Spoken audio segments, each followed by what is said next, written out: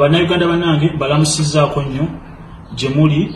Nze Cameron Gitao nasinzidde wano Pretoria, South Africa. Nzize kubabikira Frederick Sekyanja.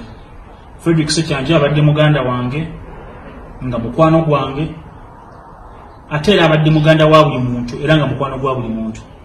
Tuwangadde naye emyaka ekisukka mu 25 mu bulamu bwaffe bwonna. So tufiiriddwa omusajja ow'amaanyi era society yaffe wano e South Africa oba e Pretoria efiiriddwa omuntu abadde omuntu w'abantu nga wa mikwano ate nga family man.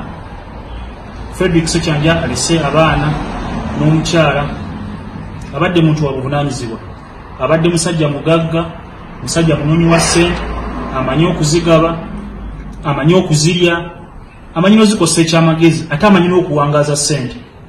Kale numiziddwa nnyo naye olw'okuba nti nga bulijjo omuntu tayimu weeba etuuse, musaba Katonda amuwumuze emirembe, amuwe ekimuli eky'emirembe, ate amusonyiwe n'ebyo ebiba byamusobako.